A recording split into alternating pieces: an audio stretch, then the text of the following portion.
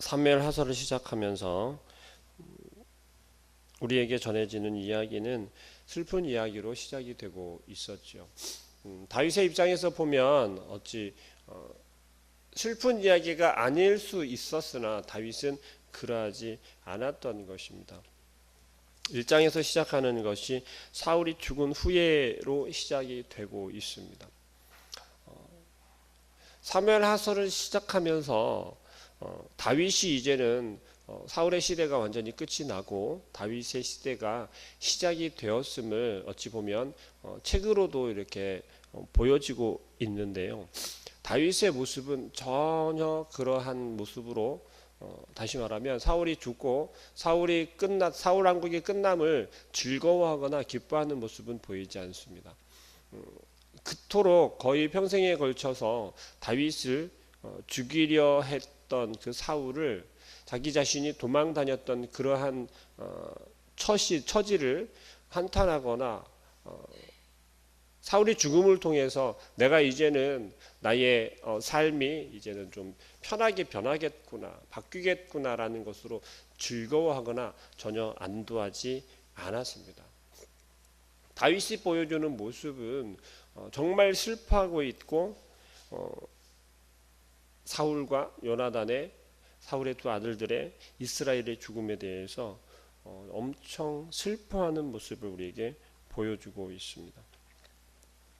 우리가 함께 읽은 17절부터 27절 말씀은 사울이 죽은 것을 다윗이 애도하며 부르는 애가라고 그렇게 설명이 되고 있습니다. 17절에 이야기하는 것처럼 다윗이 이 슬픈 노래로 사울과 그의 아들 요나단을 조상하고라고 이야기하는 것처럼 다윗은 지금 사울과 요나단 그 형제들 이스라엘의 죽음에 대해서 슬픈 마음을 감추지 않고 그대로 표현하고 있다는 것이죠. 그런데 우리가 눈여겨보아야 할 것은 이것입니다. 다윗은 사울과 그 요나단의 죽음에 대해서 얼마나 슬퍼하냐면 그 자리에서 자기의 옷을 찢고 금식하며 슬퍼하고 울었던 것처럼 정말 가슴 아프게 마음에서 우러나게 슬퍼하고 있고 애도하고 있다는 것을 우리가 바라보아야 하겠습니다. 사울과 요나단은 어떤 왕이었고 어떤 아들이었습니까? 우리가 알고 있는 바와 같이 다윗이 오늘 노래하고 있는 것처럼 사울은 정말 하나님 손에 있었을 때는 하나님의 영 가운데 하나님의 영으로 이끌림을 받을 때는 강한 용사였고 왕이었고 이스라엘 백성들에게 합한 그러한 왕이었다라는 거죠. 용사였다라는 것입니다. 그것을 다윗은 잊지 않고 기억하며 그 사울을 노래하고 있습니다.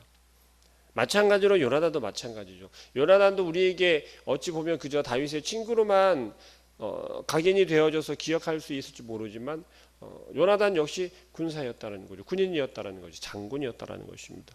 왜요? 블레셋 진영에 쳐들어가서 그들을 무찔렀던 것을 우리는 기억할 것입니다. 다윗도 그만큼 요나단의 용맹을 기억하고 있었고 그것을 오늘 함께 애도하고 있습니다. 이스라엘의 용사가 쓰러졌다, 죽었다라고 이야기하고 있습니다. 노래하는 것처럼 그렇게 애도하고 있다라는 것입니다. 사실 이 다윗이 애도하는 것을 가만히 들어보아도 조금은 어떻게 그렇게까지 할 수 있을까 싶을 정도의 애도하는 모습을 우리가 볼 수 있습니다. 자기 자신을 높이는 것이 아니라 철저하게 지금 자기 자신 다윗이 드러나는 것이 아니라 사울의 인생 속에서 사울의 삶 속에서 죽기 이전의 그 모습 속에서 다윗을 죽이기 위하여서 그렇게 혈안이 되었고 쫓아다녔고 어찌 보면 꼭 미친 왕처럼 보였던 그러한 모습들은 전혀 들어가 있지가 않다라는 것이죠. 얼마나 그 다윗의 마음 가운데는 진정으로 진심을 담아서 사울을 애도하고 있는 모습을 우리가 정말 기억하기를 원해요. 그러나 현실에서는 우리의 삶에서는 그렇지 못하지 않습니까? 우리의 인생 속에서 지난밤에 어제 이야기 말씀드렸던 것처럼 우리가 만약에 원수를 삼았던 그 누군가에게 죽음이 찾아왔거나 혹은 그렇지 죽지 않았더라도 정말 그에 못지않은 어려운 상황이 왔으면 우리의 마음 가운데는 가장 먼저 드는 생각이 어떠한 마음이냐라는 것입니다. 다윗이 우리에게 보여주는 것처럼 진심을 다해서 정말 내 마음을 다해서 슬퍼하며 애도할 수 있겠습니까? 슬퍼할 수 있겠습니까? 그러나 그러하지 않다라는 거죠. 다윗은 어떻게 이렇게 행동할 수 있었을까를 우리는 고민해보고 생각해야 할 것입니다. 다윗이 이렇게 애도할 수 있었고 애통해하고 슬퍼할 수 있었던 이유는 어디에 있습니까? 다른 데 있는 것이 아니라 다윗의 삶을 우리는 기억해야 할 것입니다. 다윗의 삶을 우리는 바라볼 수 있어야겠습니다. 다윗은 어떠한 삶을 살고 있었습니까? 다윗은 철저하게 기도하는 삶을 살았다라는 것입니다. 어느 때이든지 어떠한 상황 가운데서도 다윗은 기도하는 것을 빼먹지 않고 잊지 않고 기억했다라는 것이에요.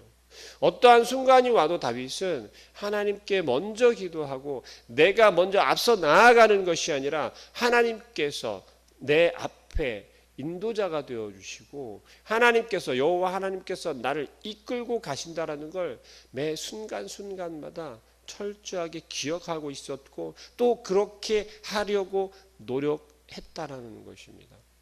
그랬던 다윗이기에 지금 철저하게 어떤 모습으로 보이고 있습니까? 정말 사울에게 늘 은혜를 입고 사울이 보호해 주었고 사울과 늘 동행하면서 좋은 것만 입히고 먹김을 당하고 또 사울의 보호를 다스림을 당한 것과 같은 그러한 모습으로 지금 사울을 애도하고 있다는 것이에요. 비록 우리가 바라볼 때는 원수되어진 모습이었지만 그러한 관계였지만 다윗은 철저하게 그렇게 생각하지 않았다라는 것입니다. 어떻게 그럴 수 있습니까? 다윗은 철저하게 하나님께 붙잡힘 받았고 하나님의 말씀에 순종하고 있었으며 그 하나님의 말씀을 신뢰하는 삶을 살았기 때문에 그러할 수 있었다는 것입니다. 또 다윗은 사울의 죽음을 노래하면서 20절 말씀에 이렇게 이야기합니다. 이 일을 가드에도 알리지 말며 아스글론 거리에도 전파하지 말지어다. 블레셋 사람들의 딸이 즐거워할까? 알지 못한 자의 딸들이 계가를 부를까? 염려함이라 라고 이야기합니다. 다윗은 지금 어디에 있습니까? 다윗이 지금 이스라엘 가운데 있습니까? 아니면 블레셋 가운데 있습니까? 다윗은 지금 망명하여서 블레셋 가운데 있지 않습니까? 그러함에도 그들에게 사울의 죽음이 알려지는 걸 지금 마다하고 있는 것입니다. 이 모습을 통해서 다윗은 블레셋에게 사울의 죽음을 알리면 얼마나 큰 블레셋의 잔치겠습니까? 기쁨이겠습니까? 왜냐하면 완전히 적군이잖아요. 지금 바로 이전에도 어떻게 했습니까? 블레셋이 지금 이스라엘을 쳤지 않습니까? 그 전투에서 지금 블레셋이 어찌 보면 승리를 한 것이에요. 그런데 어떤 모습입니까? 사울과 요나단의 죽음이 그 전쟁 가운데서 당장 그들이 사울이 그 앞에 있었고 당신 그 블레셋 군사들이 사울을 죽였다라는 것을 그들은 알지 못했다라고 우리가 사무엘상 31장에서도 보았습니다. 어떻게 했습니까? 전쟁이 끝나고 그 이튿날 돌아보니 시체 가운데 그들의 시신 가운데 사울이 있는 것을 보았고 요나단이 있는 것을 보았다라고 설명하고 있습니다. 그랬던 것처럼 아직 지금 전장에서 돌아오지 못한 그 군사들이 있는 그곳에서 다윗은 굳이 사울의 죽음을 알리지 않고 있다는 것이죠. 여전히 그 마음속에는 블레셋 진영 가운데서 거하고 있지만 철저하게 유다 민족, 이스라엘의 백성이라는 것을 다윗은 기억하고 있는 것입니다. 머리 가운데서 마음 가운데서 잃어버리지 않고 있다라는 것입니다. 오히려 다윗이 걱정하는 것은 이스라엘을 걱정하고 있습니다. 왜요? 이스라엘의 왕이 죽었지 않습니까? 왕자도 죽었단 말입니다. 더 이상 이스라엘을 이끌고 갈 사람이 없게 된 거예요. 인도자가 없어졌다라는 겁니다. 그것을 다윗은 오히려 염려하고 있고 걱정하고 있는 것입니다. 사울의 죽음을 통해서 우리가 어떤 것을 알 수 있다라고 했습니까? 사울의 죽음을 통해서 우리는 이제 이스라엘의 새로운 시대가 시작되겠구나라는 것을 우리가 짐작해 볼 수 있습니다. 항상 이스라엘의 역사 가운데는 이스라엘뿐만이 아니라 우리들의 역사에서도 마찬가지입니다. 한 시대가 끝나게 되면 새로운 시대가 시작되는 것은 너무나도 자연스러운 이치인 것 같습니다. 이스라엘 역사에서도 마찬가지이죠. 우리가 잘 알고 있는 것처럼 모세의 시대가 끝나고 여호수아의 시대가 시작되어졌을 때도 어떻게 했습니까? 모세가 죽고 여호수아가 그 뒤를 이어서 계속해서 하나님의 명령을 감당하는 것을 우리가 기억해 볼 수 있습니다. 사울이 죽고 이제 사울의 시대는 끝이 나고 그 사울의 뒤를 이어서 사울의 아들들이 하는 것이 아니라 이제는 다윗의 시대가 시작되겠구나, 시작되고 있구나, 이미 시작되었구나를 우리는 미루어 짐작해 볼 수 있을 것입니다. 또 다윗은 또 한 사람을 노래하고 있죠. 사울과 더불어 요나단에 대해서 노래하고 있습니다. 다윗과 요나단의 관계는 어떤 관계였습니까? 혈육이 아님에도 불구하고 혈육보다 훨씬 더 애틋한 그러한 관계였다라는 것이죠. 목숨을 다해 사랑한다라고 표현할 정도로 요나단과 다윗의 관계는 그만큼 돈독하였고, 다윗이 도망다니는 그 상황 가운데서도 원수의 아들이었지만 요나단과 다윗의 관계는 전혀 흔들림이 없이 돈독하고 단단한 모습을 볼 수가 있었습니다. 그들이 그럴 수 있었던 건 어디에 있습니까? 철저하게 여호와 하나님을 신뢰하는 그들의 마음 가운데 있었다는 걸 우리는 기억해야 할 것입니다. 그들이 아름다운 친구가 될 수 있었고 그렇게 아름다운 관계가 될 수 있었던 것처럼 우리의 삶 속에서, 여러분들과 저의 이 신앙의 삶 속에서도 이러한 친구들이 반드시 있어야 할 줄로 믿습니다. 아마 한 분, 두 분 정도는 있지 않을까 생각하는데요. 그냥 내가 생각하기에 정말 그렇게 여기는 친구다라고 여길지라도 관계 속에서 또는 대화 속에서 여러분들이 나누는 그 누군가와 나누는 그 대화 속에서 요나단과 다윗과 같은 그러한 돈독함이 있기를 소망합니다. 우리는 대화를 할 때도 그렇지 않습니까? 나눔을 할 때, 교제를 할 때도 세상의 관점에서만 우리가 교제를 할 때는 정말 많은 친구들이 있고 또 정말 단단한 관계라고 여길 수 있을지 모릅니다. 그러나 그 관계는 아마 경험해 보셨으면 아시겠지만 그리 오래가지 못하고 그들과의 관계 속에서 오해가 생기면 그 오해를 풀기가 어렵다라는 것을 우리는 너무나도 잘 알고 있습니다. 신앙의 관계 속에서도 마찬가지라고 여겨지고 있습니다. 다윗과 요나단이 우리에게 보여주고 있는 것은 바로 그러한 것인 줄 믿습니다. 우리는 철저하게 여호와 하나님 앞에서의 관계여야 이렇게 돈독할 수 있고 진실할 수 있다라는 것을 우리는 다시 한번 기억하시고, 우리의 삶 속에 꼭 이러한 친구가 한 명 정도는 있어야 하지 않을까 생각합니다.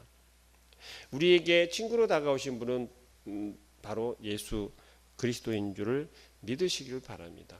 우리가 외롭고 답답할 때, 정말 어찌해야 할 바를 모를 때 우리의 친구 되신 예수 그리스도를 생각하며 그분에게 고백하며 우리가 문제를 헤쳐나가고 힘을 내며 얻을 수 있는 그런 우리의 삶이 되시길 소망합니다.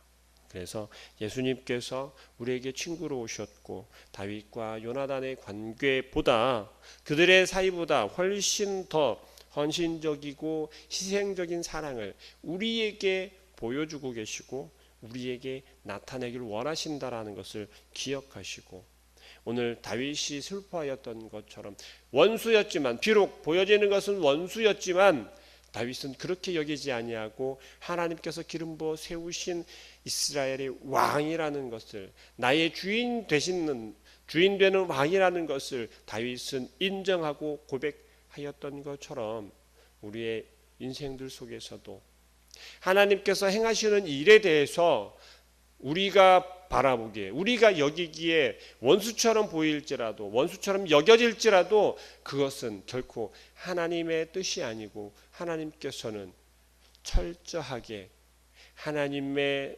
계획과 섭리 가운데 우리를 이끌어 가신다라고 하는 이 다윗의 고백을 기억하시며 우리의 고백이 되기를, 또 오늘 하루의 삶 속에서도 이런 다윗과 같이 그 원수를 사랑할 수 있고 그 원수를 향하여서 우리의 마음 다하여서 슬퍼할 수 있고 또 안타까워할 수 있는, 그리고 그를 위하여서 기도해 줄 수 있는 그런 우리 모든 성도님들의 삶이 되길 소망합니다. 기도하겠습니다.